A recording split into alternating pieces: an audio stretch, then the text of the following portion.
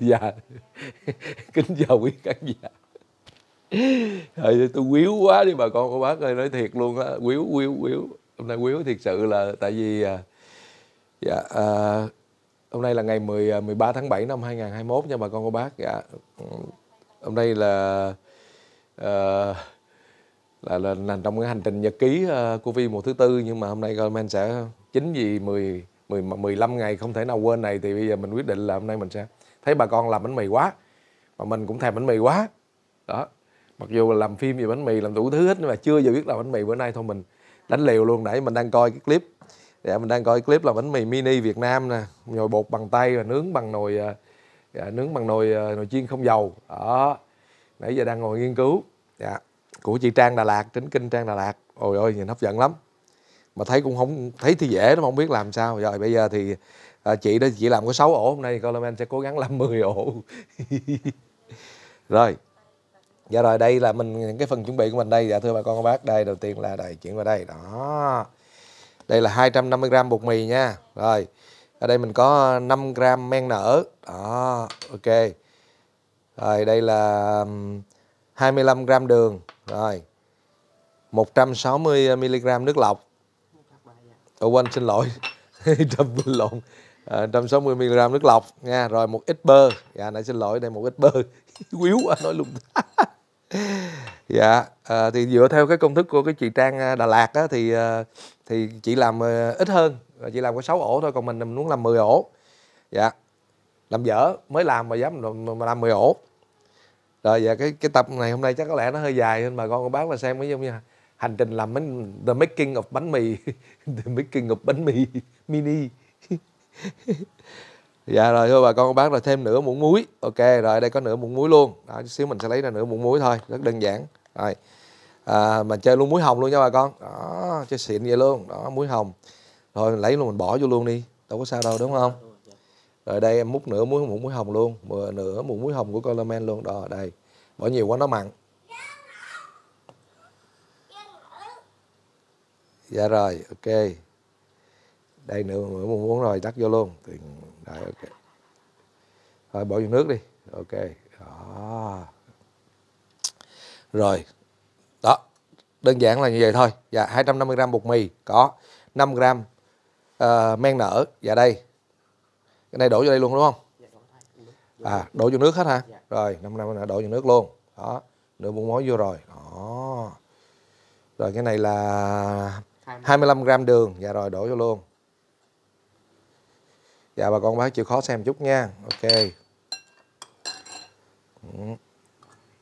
Để mình hất xuống cho nó đủ.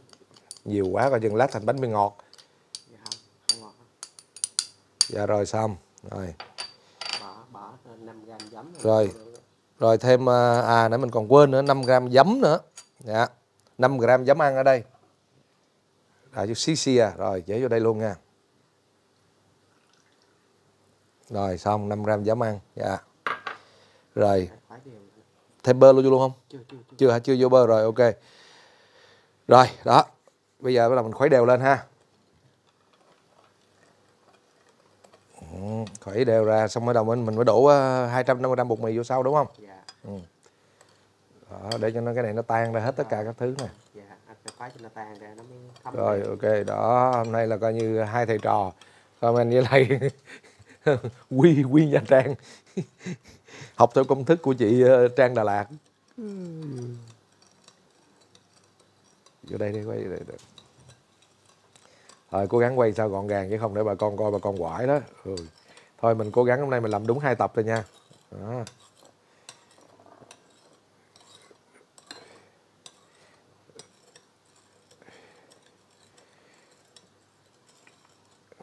Nên coi coi nó. Rồi, ok, đây trong đây là gồm có nước nè, có men nở rồi nè, có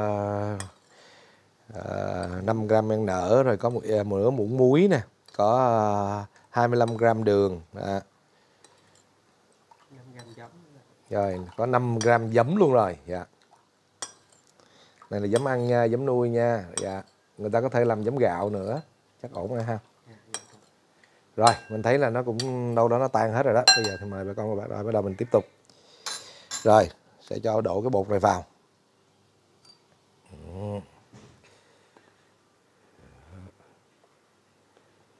Đó, đây là bột mì nha bà con. Bột mì thông thường thôi chứ không có gì phức tạp hết.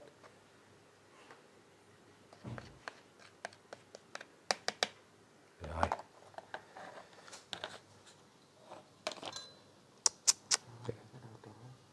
Rồi bắt đầu em nó trộn lên. Đó.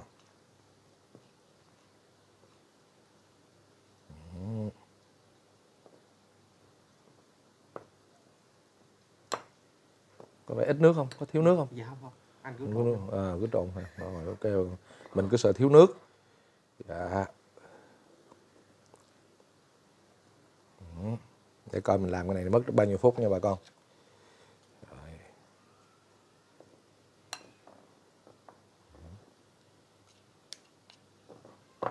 Chắc lấy cái tay làm cho nó dễ ha. Dạ, anh trộn sơ sơ rồi anh lấy miếng dầu anh thầy xong hết miếng. Rồi ok, bây giờ mình sẽ Bóp bằng tay. bóp bằng tay nha. Giờ mình sẽ lấy một ít dầu ăn. Đó, hồi nãy xin thưa bà con cô bác là riêng cái bàn đá này là đã làm vệ sinh rất sạch sẽ rồi nha. Còn các bác yên tâm, không có vấn đề gì hết nha. Rồi. Đó.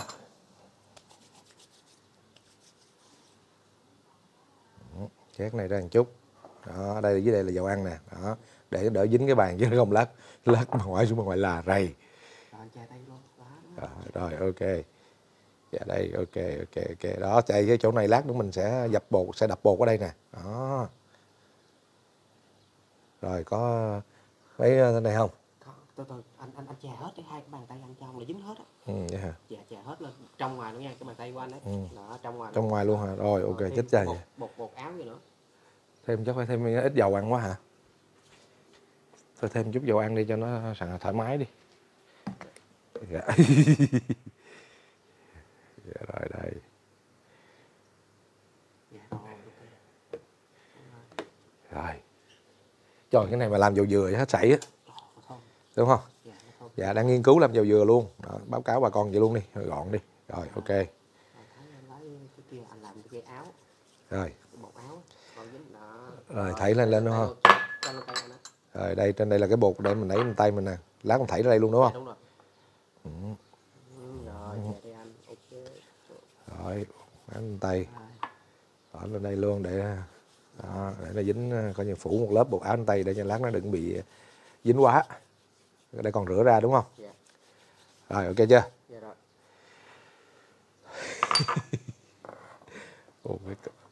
Đó, bánh mì ông màu. Ông màu này là ông làm màu chứ không phải ông màu. Các bạn có nhớ cái bộ phim gì mà anh Ở đây. Anh Caramel đập bánh. Đập bột á. Đập bột á. Bố già Bolero. Bolero đúng rồi. Ồ sao nó nhão nhão quá ta? Không, lát nữa nó nở ra nó. Dạ, cái gì á. Cái này mình hơi tham, làm tới 250 gram lận bà con.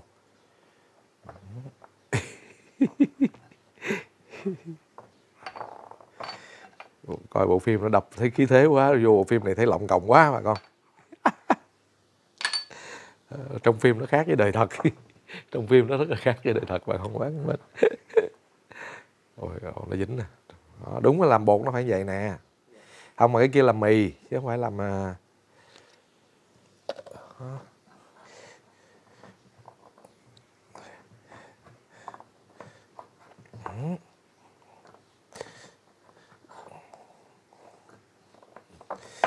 Trời ơi, lần đầu tiên trong cuộc đời tôi không biết là nói thật cho bà con cô bác luôn. Ở nhà bây giờ không biết làm cái gì. Rồi, thấy bà con cô bác cũng làm, người thì nấu ăn, người làm bánh mì, bà xã mình thì thôi khỏi nói rồi, làm dữ lắm. Hôm nay mình nói thôi hôm nay không được làm để tôi làm. Bữa giờ là mình thấy bà con bác thấy lúc nào cũng có bà xã hết đúng không? Nhưng mà ủa có bỏ cái bơ không? Dạ, giờ bỏ bôi vô được anh. Rồi bỏ bơ vô đúng không? Bỏ hết vô được, bóp chung luôn. Hết bơ luôn hả? Dạ, bỏ hết vô luôn. Rồi nhiều như vậy hả? Dạ. Ồ, bơ này hơi bị nhiều á. Đâu sao đâu, thơm mà. Bơ nó vô cái tác dụng là thơm thôi, không gì hết. Nó chống dính nữa. Ok. Dạ rồi. Rồi, thôi vậy đi. Rồi, lật qua lật lại. Đó. Rồi ôi ôi. Trời ơi. Bột đã chưa? Xỉu luôn. Đó.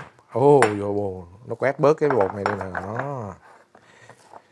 Lâu anh nhớ bỏ thêm ít bột lên tay anh cho nó khỏi dính. Để mình khỏi cái cảm giác nó khó chịu. Ồ, vậy tay anh khỏi cần khe cũng được, láng luôn kìa. Để vô. Rồi anh bóp anh kéo rồi nè, rồi đó cho nó đó. Ui rồi ôi. Đó bà con bác thân mến. Ồ cái mic kia nào để cho nó nghe tiếng rồi âm thanh rồi.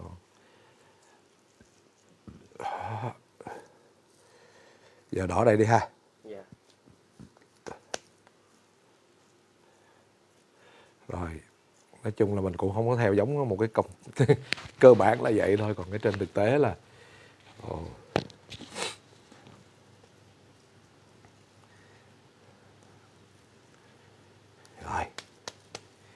cho mình lắp bột này đi ha. Dạ. Anh bóp đi, anh bóp rồi anh đập. Thì giờ cái tô này đâu cần thiết nữa. Dạ đúng rồi. Để lát nữa mà nếu ấy thì không sao. Rồi.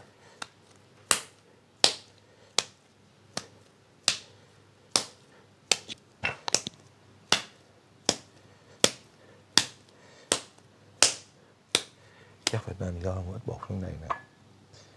Dạ đúng rồi. Rồi. Đó. Gom cái bột này xuống đây bà con ơi.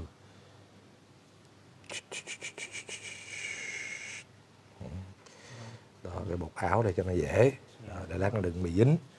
Cái chèn nó rộng ra không sao. Dính rồi lát nó dễ bị la lắm. Rồi ok. Rồi. Đó, phải có tay, có bột biết rồi mới ra mới giống. Wow.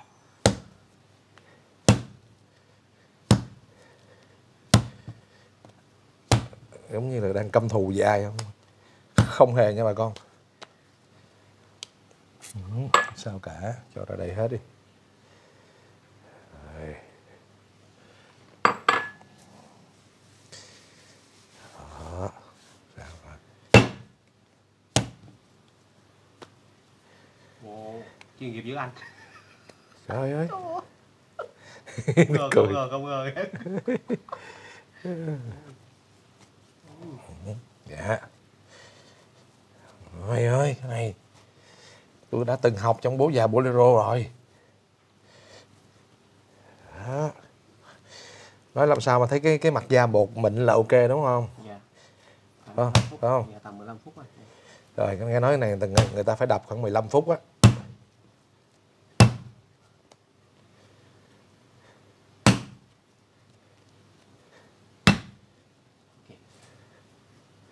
Cứ lấy dưới.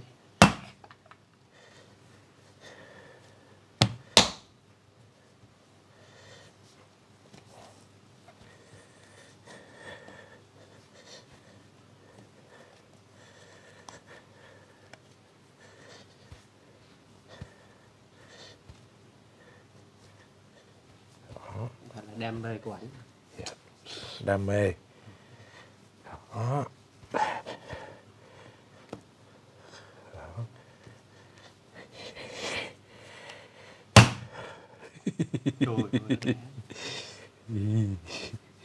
Quất bột, cái này người ta gọi là quất bột.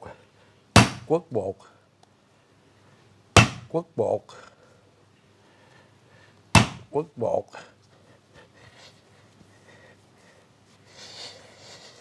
Đó.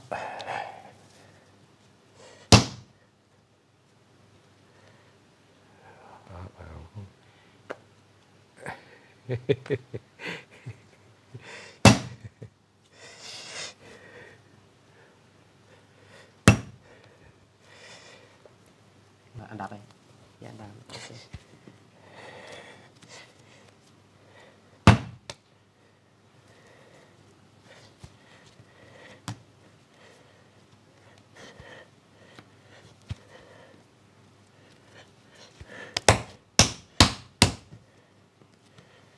Nói chung là mình không có theo phương pháp gì. Rồi, dạ. Dạ, này mình kéo ra thử nha bà con, theo như cái chị Trang là kia chỉ á, là kéo ra nếu cái màng nó mỏng mà ok thì tức là nó sẽ là nó đã ok rồi, còn nó chưa được là tức là bột nó chưa mịn đủ mịn. Đó.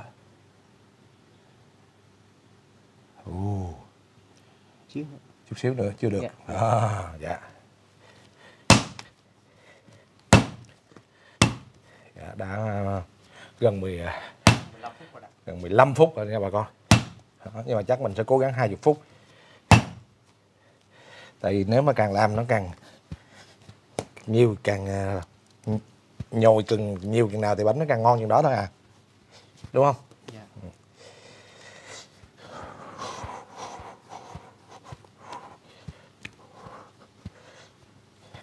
Đó.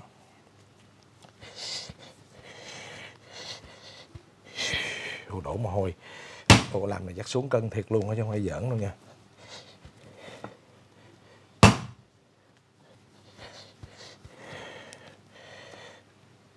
Dạ, sau khi coi clip này có cao nhân nào ấy thì chỉ mình tiếp nha. Dạ, mình cũng đang muốn kiếm cao nhân để mình học làm bánh mì. Dạ.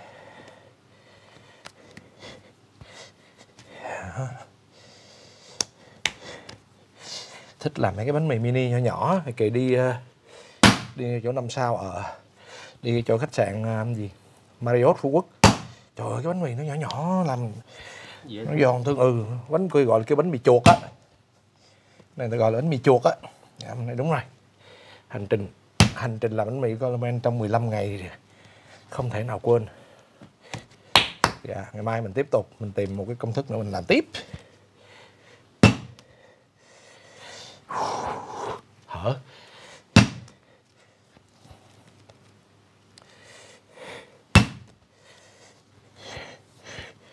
20 phút có rồi đó nha bà con.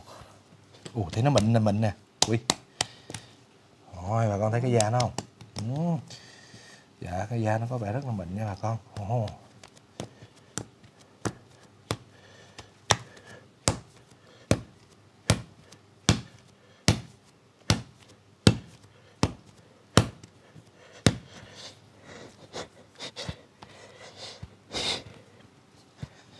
Đừng thở mạnh quá, anh ta biết mình mệt rồi.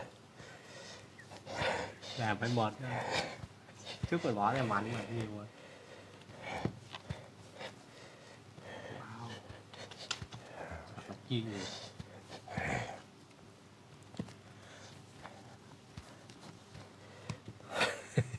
Chuyên nghiệp cũng nói tôi chuyên nghiệp. Nó kích động và nó kích tướng với mình làm đó bà con.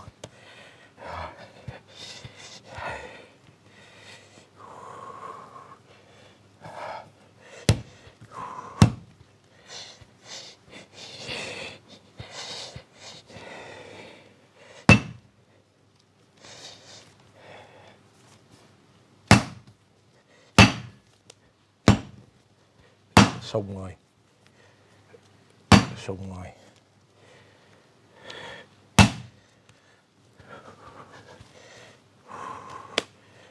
Rồi giờ thử nè. Rồi mình cắt ra 10 ổ, 10 cục rồi xong mình ủ. Mình ủ trong vòng 15 phút. 10 cục đúng không? Dạ. Không, giờ phải thử coi nó kéo ra. Mình kéo cái lớp này nó ra như thế nào, nó mịn là ok. Dạ. Để bà con này đó, thấy cái chỉ vậy đó. Đó. Rồi ok rồi gần như thành công rồi, ok bà con ơi. Dạ, kéo vú rồi đó. Wow, good.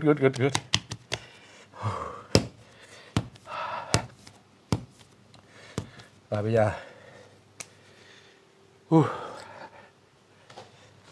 có đồ chơi hết đây đúng không? Chắc phải thêm giấy quá. Dạ, thêm 2 tờ nữa. Thêm tờ nữa đi. Cắt mình để gần đừng phải sát quá để lát nó nở.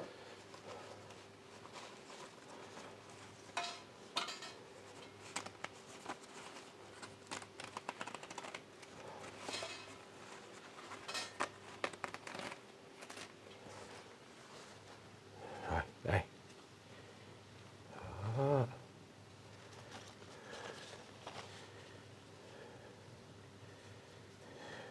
Đó. Thêm tờ nữa. Hết giấy luôn. Quá dữ.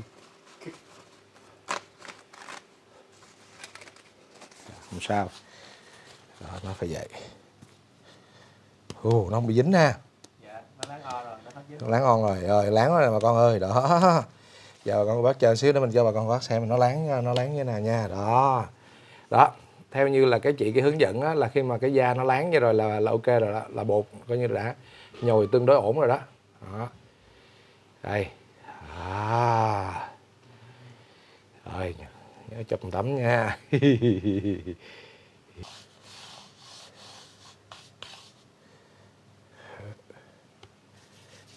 Ít bột thôi, tại vì nó dính bột quá sợ nó bớt ngon đó bà con. Đó.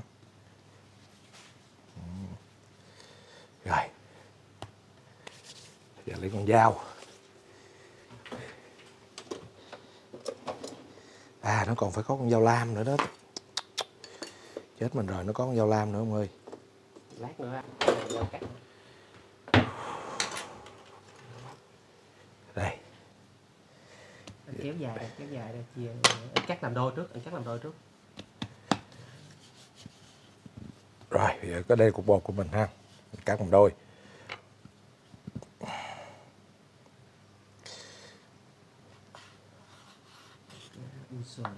Bánh bao Rồi, tiếp tục. rồi chia một bên là 5 nha. Rồi bỏ qua một bên. Bỏ qua một bên. Này để này dính không biết, dính đó. Rồi, bây giờ mình chia mỗi thứ làm bên cạnh nó cũng được, anh không sao đâu. cao rồi, ok. Rồi. Kéo này anh kéo nó dài ra, anh chia nó dễ. Y bài luôn. Rồi, ok. Cắt làm 5 đúng không? Dạ đúng rồi. Nhỏ xíu vậy thôi hả? Dạ đúng rồi. Nó 10 mm mà. Một cục.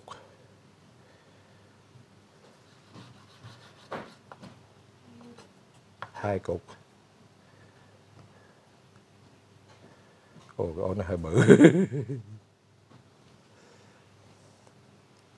Thôi làm mỗi thứ làm 6 luôn đi. Dạ. Đó. 3 cục. Cái này đúng là có cái dầu ăn hay gì. Vậy luôn. Đó. 4. Rồi.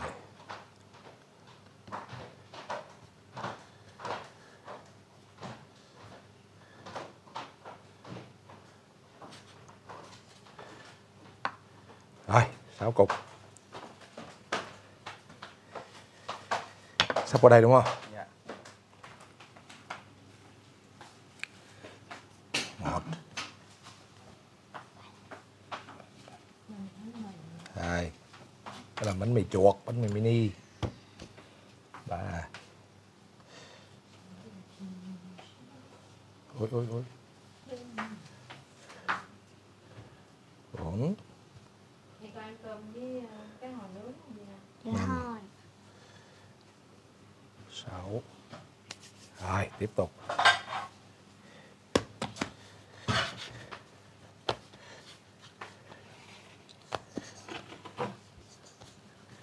Cười cô.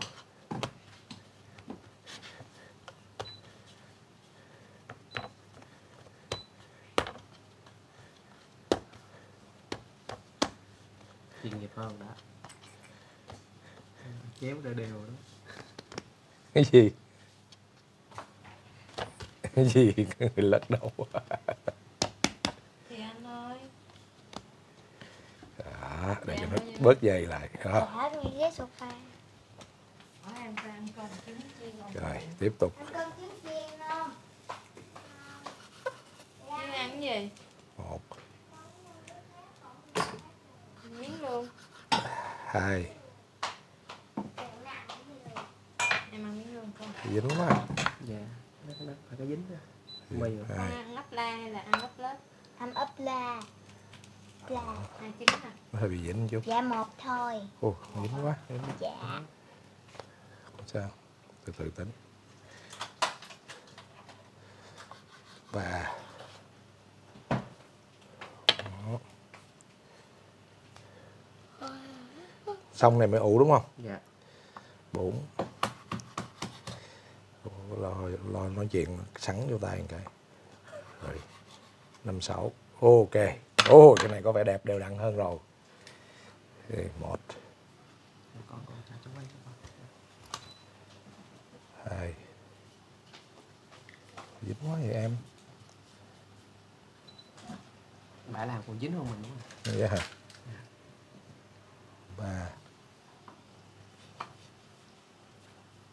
Không, cái này 4.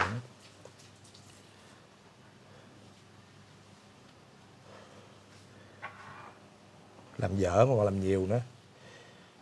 Rồi. Ok. Sao nó dính lắm, nó dính giấy quá. Dính Dính sao đâu. Giấy này đâu phải giấy ấy đâu. Cái giấy mà để ấy là giấy gì mẹ.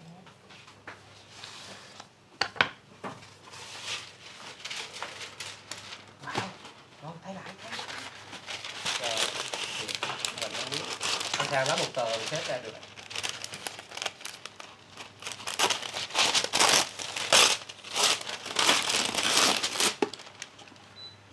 Lấy cơm đi con, lấy cơm đi.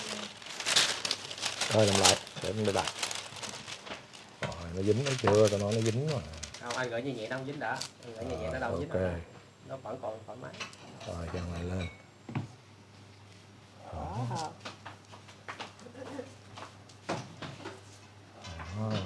vuốt cho em này lại cho đẹp. Đó. Lát nữa anh vuốt. Lát nữa anh phải cán ra rồi anh vuốt. Đúng rồi, ok. Cái phần này mà anh ủ khỏi cần vuốt đi. Lát nữa anh cán rồi anh mới vuốt. Đúng rồi, quên. 4, 5, 7, 8. Tôi vẫn muốn nó đẹp. Tôi chết hết chỗ. Thì sẽ lên chút cho không lát nó còn nở anh đó. Lát nó nở. Anh để sơ lại gần lại được. Giờ xích qua đây, sắp xếp lại thôi. Để có đường mình ủ nữa, mình kéo xe lại đây mình ủ. Rồi ok, xích qua đây. Đúng không? Dạ rồi. Rồi ok. Có cái bao gì mình ủ nữa hả anh ta?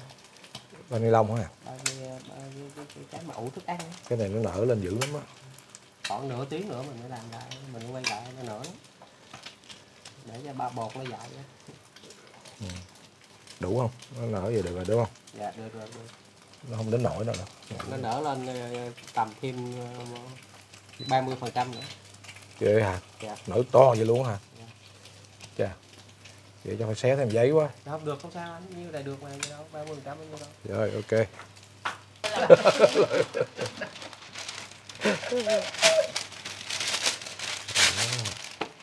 Lại lúc nữa. Ok.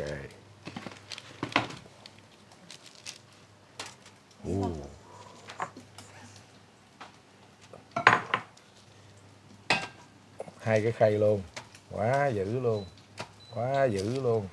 Xong bỏ vô tủ á, nó tự nó Bỏ tủ lạnh đó hả? tủ nướng nè, học nướng. Rồi khoa học không? Đưa lên vậy luôn cho lẹ. Rồi đây.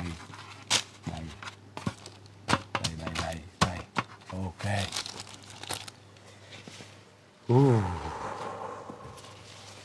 Tót mồ hôi. Dạ, bà con bác thân mến. Hôm nay là xin được phép chia cái video này thành 2 tập. Bà con bác, mời các bà con bác xem tiếp tập 2. Liệu những chiếc bánh này nó như thế nào? Bây giờ là chuẩn bị tiếp tới cái phần ủ. Hành trình làm bánh mì chuột của Colomin.